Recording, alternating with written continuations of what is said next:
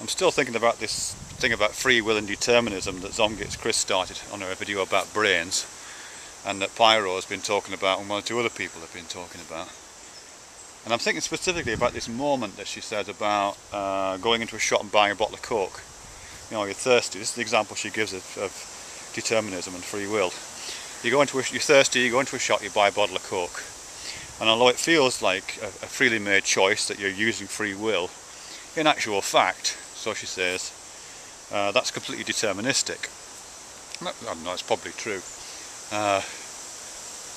And I think that's probably the case, whether it's deterministic in a kind of purely Newtonian way, the way that billiard balls are deterministic, or whether it's deterministic in a probabilistic way, the way that kind of Pyro is talking about.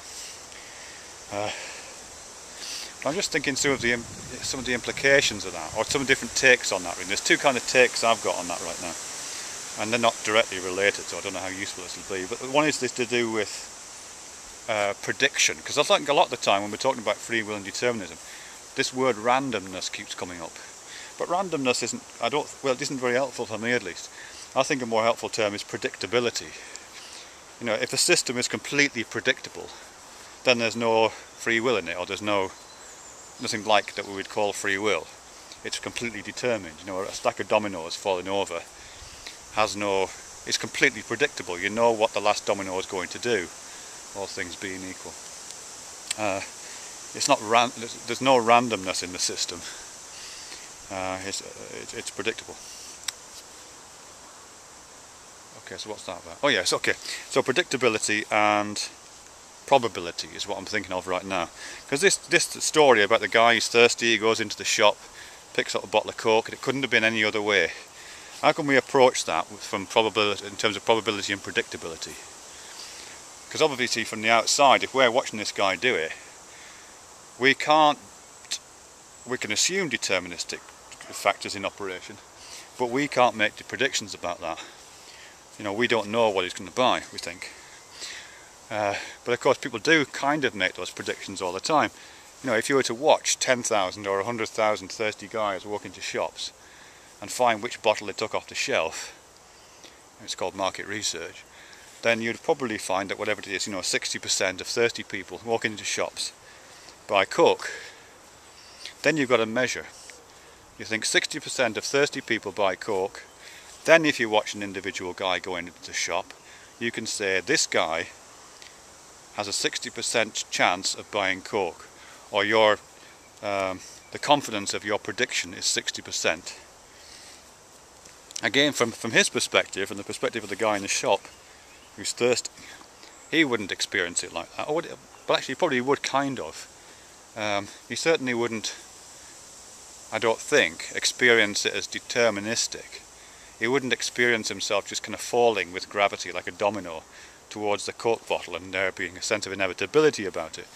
He'd probably get this sense, even for a fleeting moment, of making some kind of a choice, even if it was just a purely pragmatic choice about which bottle was nearest the front of the shelf. You know, he'd make some kind of a choice.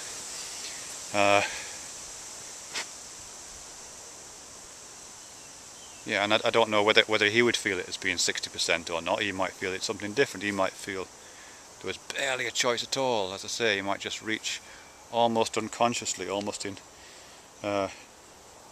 one smooth movement from coming in off the street. He pays it and he's out again.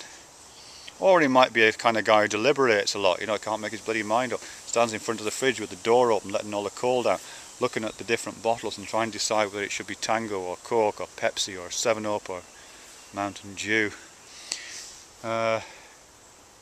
In which case, I don't know, his choices, whatever it is, percentage probability is much lower. But either way, let's see if this is right. I guess his sense of his will being free and him making a free choice is proportional to the degree of probability associated with each of those choices. So if there's two choices, there's just Tang and there's Coke, and he's completely 50-50, then he's going to be standing there a long time. He's going to think he's operating in free will quite a lot. If there really is only one choice, he won't feel as if he's operating in free will at all. So his experience of free will is to do with the probability and the probability is, in all likelihood, his experience of probability is in all and predictability is in all likelihood associated with a more general sense of probability that we've acquired by doing the market research on 10,000 people who are thirsty buying Coke. In all likelihood, his sense of free will hover around the 60% mark. I don't know what that would mean in actual terms. I guess that means he slows slightly, he opens the fridge door, his hand reaches forward, it wavers a bit, but not much, and then he goes for the Coke. Closes the door with his elbow, goes and pays for it. Yeah. Yeah, predictability rather than randomness, I guess. The only other thing about that, and this is completely different, I'm sorry about this, is that I think what Chris said on that was that if you rewound his experience, he would do the same thing again. He's part of a deterministic system. So if you rewind his experience, he'll do the same thing again. I'm not sure if that's true. Or I think there's some variables in that. I mean, one thing is, I think for sure, if you rewound the entire universe, I know you can't do that, but if you somehow manage to rewind the entire universe 10 minutes and then set it running again, yes, he would do the same thing. But all you've done there effectively is turn back time, so you've not really repeated. It's not a repeat, it's the same situation exactly. You've just turned back time a bit.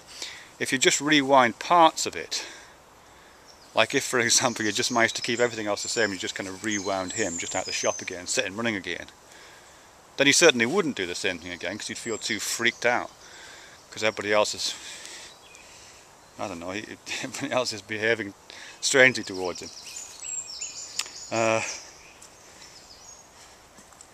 Yeah, if you just I don't know, yeah. I guess it depends how much of the universe you rewound, how much of the experiment you kept stable, and how much you allowed it to vary. Because things would change, you know, the situation would change around him, probably in a way which was chaotic.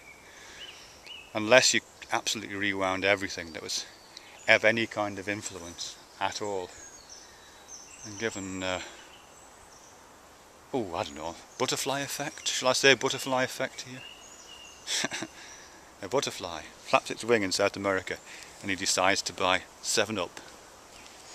I don't know, maybe.